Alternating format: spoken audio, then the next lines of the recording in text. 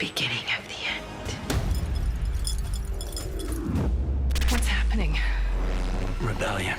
This first question, big broad question about your entire run in the show and how it impacts season 6. Is there any particular scene from a past season that you found influencing your work the most in this new season? Maybe so much so that it surprised you? I instantly go to meeting June and being bewildered by this person who I heard was a bit of a problem of a handmaid.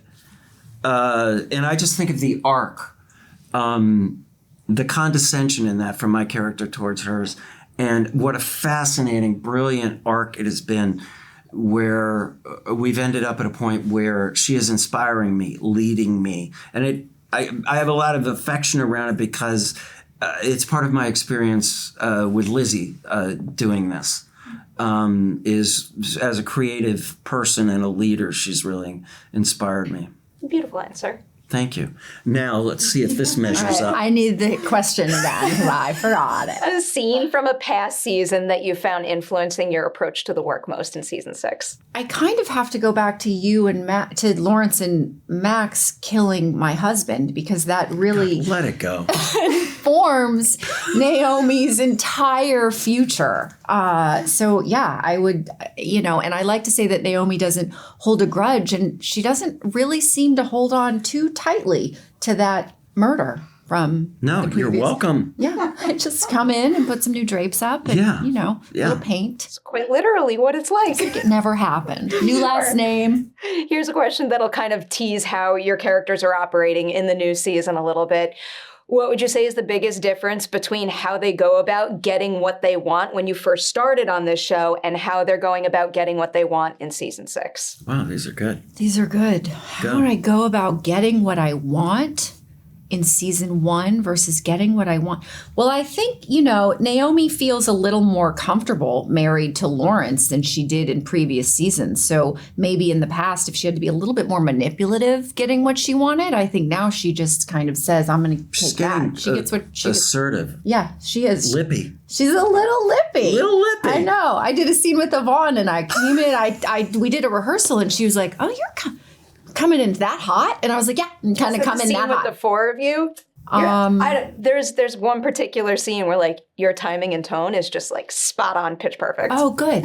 I'm Just gonna leave it one at that. scene. Just One the one. moment. No, One moment works. I can And then think it of kinda- more, but I'm gonna not spoil that until I get to that particular Okay, I don't know what you're talking about, but I might know. And I think that's when Yvonne was like, oh, you're coming in that hot? Yeah, Naomi's got a plan. Yeah. How about for Joseph? I think there's a real progression in his. I'm fascinated by the fact that I reached out for June. I heard about this disruptive handmaid, and I don't think I knew, but I was compelled by her. And I think there's this incredible arc that goes from that kind of condescension to him not even being conscious that she is now leading him to almost at the culmination a real admiration for her. That's an incredible arc when I think about it. It is. I love just the chemistry between the two of you and how it's evolved. And that early scene where you're both at the table. Yeah. Yeah, that was like the big anyway.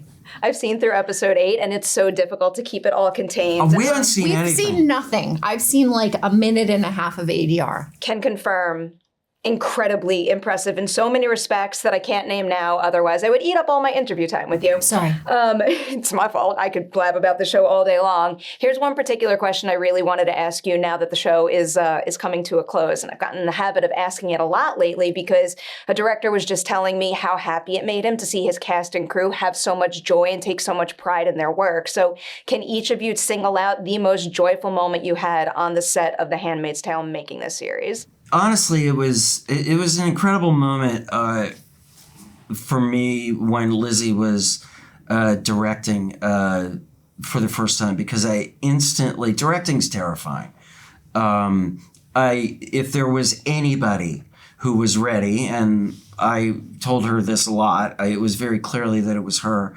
And her kind of assurance and clarity and granular and macro simultaneous care and vision, and seeing an actor, seeing Lizzie sort of take on that agency as a storyteller was deeply inspiring to me. She really is something else behind the lens. It's crazy. Yeah, I mean, I'll just piggyback that. Just watching Lizzie and knowing how many things she is navigating at the same time, and then you hang out with her between action and cut, and you're like, oh, and you're cool and funny and charming, and she is something. Storytelling, filmmaking's irritating. She's never irritated. I never heard her. I've never seen her complain. Have you? No, never seen her yet. No. You know. I don't understand it.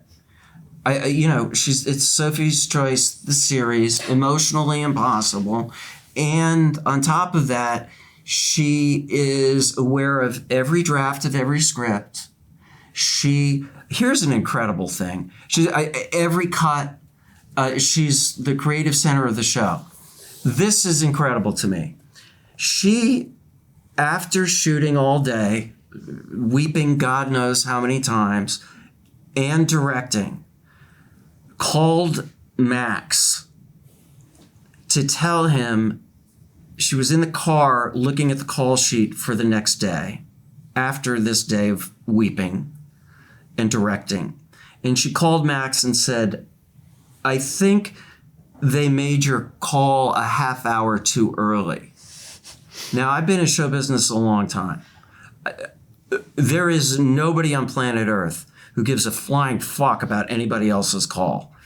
And with all of the monumental pressure out of her, that she's aware that, Max should take another 20 minutes was just amazing to me.